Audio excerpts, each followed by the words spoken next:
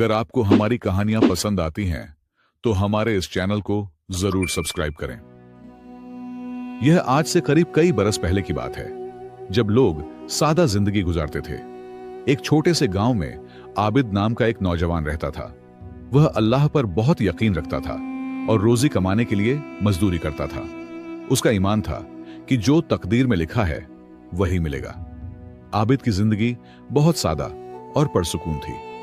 वह हर रोज सुबह सवेरे उठकर अल्लाह का नाम लेता, वुजू करके फज्र की नमाज अदा करता और फिर मजदूरी के लिए निकल जाता।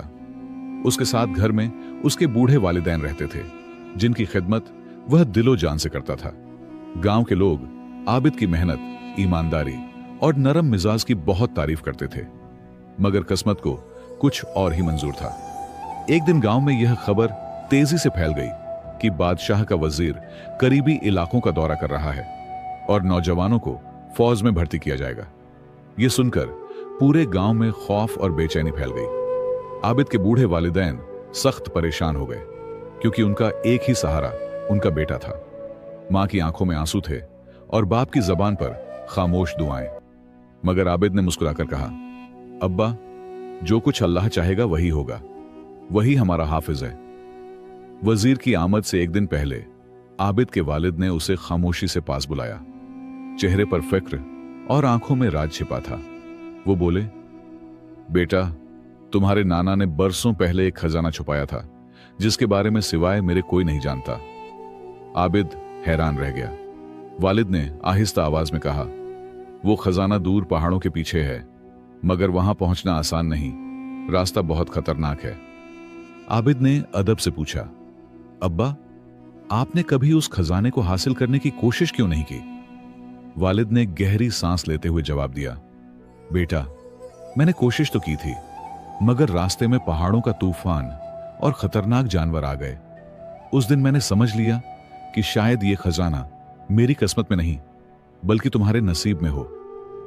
वजीर की आमद से एक दिन पहले आबिद ने दिल में पुख्ता इरादा किया कि वह गांव छोड़कर उस खजाने की तलाश में निकलेगा। उसका यकीन था कि शायद यह मौका अल्लाह की तरफ से एक इशारा है। उसने अपने वालिदैन के कदम चूमे, उनसे दुआएं ली। वालिदा ने उसके हाथ में कुछ सिक्के और थोड़ी सी रोटियां रखीं और लरजती आवाज में कहा, अल्लाह तुम्हारा हाफिज हो बेटा। आबिद ने आसमान की तरफ देखा और दिल ही दिल में कहा, या अल्लाह, मेरा सफर तेरे हवाले। अगली सुबह सूरज की पहली किरण के साथ ही आबिद ने सफर का आगाज किया। उसके हाथ में एक पुराना सा नक्शा था जो उसके वालिद ने उसे दिया था। गांव से निकलते वक्त उसने पीछे मुड़कर अपने गांव को देखा। जब वो गांव की सरहद पार कर रहा था, उसने दूर से वजीर का काफिला आते देखा। आबिद ने अल्लाह का शुक्र अदा किया कि वो बरोकत निकल आया। रास्ते में आबिद की मुलाकात एक बूढ़े शख्स से हुई, जो दरख्त के साए तले घास पर बैठा सादा सी रोटी खा रहा था। उसके चेहरे पर सुकून और आंखों में नरमी थी। जब उसने आबिद को देखा तो मुस्कुराकर बोला, बेटा, कहां का सफर है अकेले? आबिद ने खजाने का जिक्र नहीं किया और कहा, बस ऐसे ही सफर पर निकला हूं। बूढ़े ने मुस्कुराकर आबिद की आंखों में देखा और नरम लहजे में कहा, बेटा, मैं महसूस कर सकता हूं कि तुम किसी खास चीज की तलाश में हो, मगर याद रखो, कभी कभी जिस चीज को हम दूर ढूंढने निकलते हैं वो हमारे पास ही होती है, और कभी जिस चीज से हम भागते हैं वही तकदीर बनकर हमारे सामने आ जाती है। आबिद ने बूढ़े की बात सुनी, मुस्कुराकर सलाम किया और आगे बढ़ गया। वो कुछ कहे बिना अपने रास्ते पर चलता रहा। थोड़ी दूर जाकर उसे एक दोराहा मिला, एक सीधा और आसान रास्ता, दूसरा कठिन और पहाड़ी।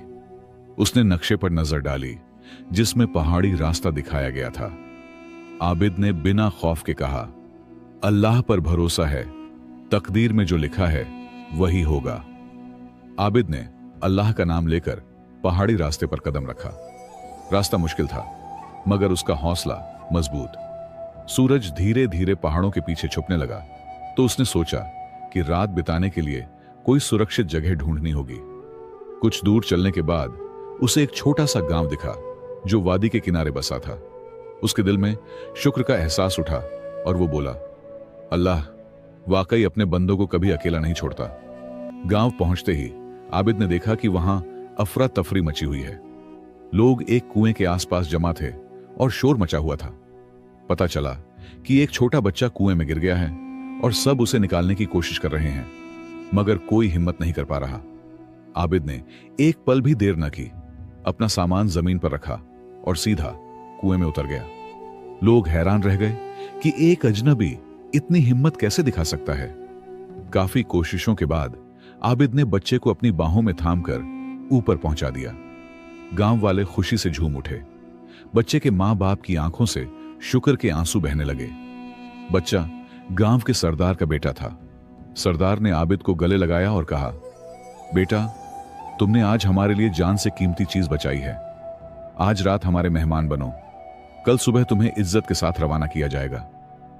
रात के खाने के बाद जब सब लोग आराम कर रहे थे, सरदार ने आबिद को पास बुलाया और नरमी से पूछा, नौजवान, तुम कहां जा रहे हो और क्यों? आबिद ने कुछ पल सोचा, फिर सच बताने का फैसला किया। उसने पूरे यकीन से अपना किस्सा सुनाया और खजाने का जिक्र किया। सरदार खामोशी से सुनता रहा, फिर बोला, बेटा, मैं उस खजाने के बारे में जानता हूं। आबिद हैरान रह गया। सरदार ने कहा, तुम्हारे नाना और मेरे वालिद गहरे दोस्त थे। वो खजाना सोना चांदी नहीं, बल्कि एक अमानत है, एक पुरानी और कीमती किताब जिसमें इल्म के मोती छिपे हैं। सरदार ने आगे बताया, तुम्हारे नाना बहुत बड़े आलिम थे। उन्हें डर था कि उनका इल्म गलत हाथों में न चला जाए, इसलिए उन्होंने वो किताब छिपा दी। उसे वहीं पा सकता है जिसके दिल में सच्चा ईमान और सब्र हो। आबिद अब और भी मुतासिर हुआ। उसने पूछा, क्या आप जानते हैं कि वो किताब कहां है? सरदार ने कहा, हां, लेकिन रास्ता खतरनाक है। तुम्हें एक जंगल से गुजरना होगा, फिर एक गुफा में पहुंचना होगा। अगली सुबह सरदार ने आबिद को एक नया नक्शा और कुछ खाने का सामान दिया। उसने कहा, मेरा बेटा तुम्हारे साथ जंगल तक जाएगा, उसके बाद तुम्हें अकेले जाना होगा। आबिद और सरदार का बेटा जमील जंगल की ओर चल पड़े। रास्ते में जमील ने पूछा, क्या तुम सच में उस खजाने को हासिल करना चाहते हो? क्यों? आबिद ने मुस्कुराकर जवाब दिया, मेरा यकीन है कि अल्लाह ने मुझे इसी मकसद के लिए इस रास्ते पर भेजा है।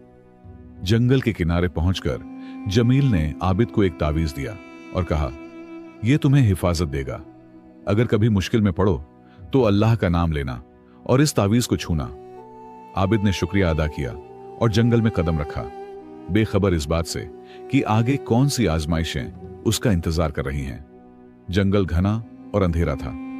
आबिद को हर कदम संभल कर रखना पड़ रहा था। सूरज की रोशनी पेड़ों की शाखों से छनकर नीचे गिर रही थी। उसने नक्शा देखा और सीधा चलता रहा। अजीब अजीब आवाजें सुनाई दे रही थीं, मगर वो अल्लाह का नाम लेते हुए आगे बढ़ता गया। दोपहर के वक्त आबिद एक झरने के पास रुका। अचानक एक भेड़िया सामने आ गया। उसका दिल तेजी से धड़कने लगा। उसने तावीज को छुआ और अल्लाह का नाम लिया। हैरानी की बात थी कि भेड़िया उसे देखता रहा और फिर शांति से वहां से चला गया। शाम ढलने लगी थी। आबिद को रात बिताने के लिए कोई सुरक्षित जगह चाहिए थी। उसने एक पुराना पेड़ देखा जिसके तने में खाली जगह थी। वो वहीं छिप गया। रात भर डरावनी आवाजें आती रहीं, लेकिन आबिद ने सूरह अन्नास पढ़ी और चैन से सो गया। सुबह हुई तो आबिद ने देखा कि वो पेड़ एक बूढ़े आदमी के घर के पास था। बूढ़ा बाहर आया और बोला, बेटा, इस सुनसान जंगल में रात गुजारने की हिम्मत तुम्हें कैसे मिली? आबिद ने मुस्कुराकर कहा, जो अल्लाह पर भरोसा करता है वो कभी ना उम्मीद नहीं होता। बूढ़े ने मुस्कुराते हुए कहा, आओ बेटा, नाश्ता करो। वो उसे अपने घर ले गया। खाने के बाद आबिद ने अपने सफर का मकसद बताया। बूढ़ा कुछ देर खामोश रहा, फिर बोला, मैं तुम्हारे नाना का दोस्त था। वो किताब बहुत कीमती है, लेकिन उसे पाने के लिए तुम्हें एक बड़ी आजमाइश से गुजरना होगा। बूढ़े ने बताया, आगे एक रास्ते पर तुम्हें 3 मुसाफिर मिलेंगे, एक अमीर, एक आलिम और एक फकीर। तीनों तुम्हारी मदद मांगेंगे, मगर तुम सिर्फ एक की मदद कर सकोगे। यही तुम्हारी किस्मत की परीक्षा होगी। आबिद ने पूछा, मैं कैसे तय करूं कि किसकी मदद करूं? बूढ़े ने मुस्कुराकर कहा, अपने दिल की आवाज सुनो। अगर तुम्हारा दिल साफ है तो अल्लाह खुद तुम्हें रास्ता दिखाएगा। आबिद ने शुक्रिया कहा और सफर जारी रखा, मगर उसका दिल बेचैनी से भरा हुआ था। थोड़ी दूर चलने के बाद आबिद ने देखा कि एक शाही कपड़े पहने अमीर आदमी रास्ते पर बैठा है। उसका घोड़ा जख्मी था।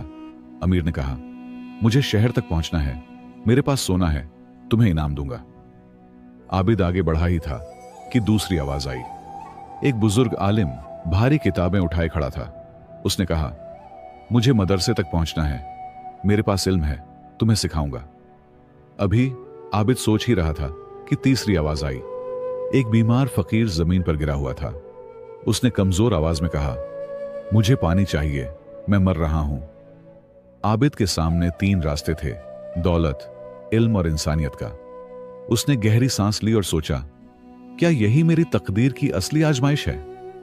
आबिद ने कुछ पल सोचा, फिर फकीर की तरफ गया और अपनी पानी की मशक उसके होंठों से लगाई। फकीर ने पानी पिया तो उसकी आंखों में नई जिंदगी की चमक आ गई। अमीर और आलिम दोनों मायूस होकर वहां से चले गए। फकीर ने आबिद को दुआ दी। पानी पीने के बाद फकीर ने कहा, तुम्हारी नेकी बेकार नहीं जाएगी, तुमने दौलत और इल्म के बदले एक जान बचाई है। आबिद ने नम्रता से कहा, मैंने वही किया जो अल्लाह को पसंद था। फकीर मुस्कुराया और बोला, तुम सही रास्ते पर हो बेटा। फकीर ने आबिद को एक छोटा सा पत्थर दिया और कहा, इसे अपने पास रखना, जब तुम गुफा तक पहुंचो तो इसे जमीन पर रखना, यह तुम्हें रास्ता दिखाएगा। आबिद ने शुक्रिया कहा और पत्थर संभाल लिया। चलते हुए उसके दिल में अजीब सुकून था, जैसे अल्लाह उसे कदम कदम पर राह दिखा रहा हो। जंगल से निकलते ही आबिद को दूर पहाड़ी इलाका दिखा। नक्शे के मुताबिक उसे पहाड़ के पीछे जाना था, जहां गुफा थी। रास्ता बहुत कठिन और फिसलन भरा था। शाम होते होते बारिश शुरू हो गई और ठंडी हवा चलने लगी। उसे कहीं पनाह नहीं मिल रही थी। बारिश तेज होती जा रही थी, पानी बहने लगा और जमीन धंसने लगी। अचानक उसका पैर फिसला और वो नीचे गिरने लगा। उसने जल्दी से तावीज पकड़ी और अल्लाह का नाम लिया। तभी उसका हाथ एक पेड़ की जड़ से अटक गया और वो किसी तरह खुद को संभाल सका। बहुत मशक्कत के बाद आबिद सुरक्षित जगह पर पहुंचा। बारिश रुक चुकी थी। उसने चारों तरफ देखा तो थोड़ी दूरी पर एक छोटा सा घर दिखाई दिया। वो वहां गया और दरवाजा खटखटाया। दरवाजा खुला तो एक नौजवान लड़की सामने थी। वो उसे देखकर हैरान रह गई। लड़की ने पूछा, कौन हो तुम? आबिद ने अपना परिचय दिया और कहा कि वो रात के लिए बस थोड़ी पनाह चाहता है। लड़की ने जवाब दिया, मेरा नाम आयशा है, मैं यहां अकेली रहती हूं, मेरे वालिद का इंतकाल हो चुका है। आबिद ये सुनकर हैरान हुआ कि वो इतनी सुनसान जगह पर अकेली कैसे रहती है। आयशा ने कहा, मेरे वालिद आलिम थे, उन्होंने मुझे कुरान और इल्म सिखाया। उन्होंने मुझसे कहा था कि एक दिन कोई आएगा जो एक खास किताब की तलाश में होगा। आबिद की आंखों में हैरानी थी। आयशा ने धीमे स्वर में पूछा, क्या वो शख्स तुम हो? आबिद ने पूछा, तुम्हारे वालिद का नाम क्या था? आयशा बोली, उनका नाम अब्दुल करीम था। यह नाम सुनते ही आबिद की आंखें नम हो गईं। यही नाम नक्शे पर लिखा था। उसने महसूस किया कि यह सब इत्तेफाक नहीं बल्कि तकदीर का लिखा है। आयशा ने उसे खाना दिया और कहा, कल सुबह मैं तुम्हें गुफा तक ले जाऊंगी। मेरे वालिद ने मुझे उसका रास्ता बताया था, लेकिन उन्होंने कहा था कि गुफा में वही दाखिल हो सकता है जिसके दिल में सच्चाई और नीयत की सफाई हो। आबिद ने दिल में कहा, अब मैं अपनी मंजिल के बहुत करीब हूं। अगली सुबह आयशा आबिद को घर की तरफ ले गई। रास्ता पहाड़ी और मुश्किल था, लेकिन आयशा उसे अच्छी तरह जानती थी।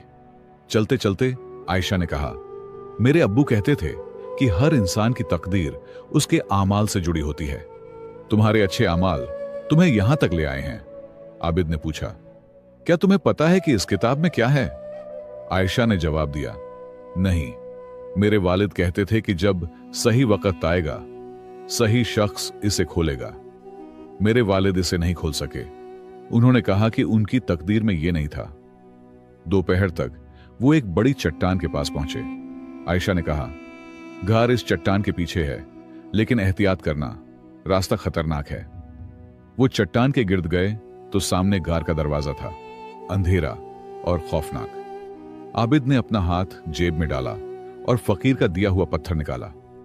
आयशा, ये पत्थर मुझे एक फकीर ने दिया था।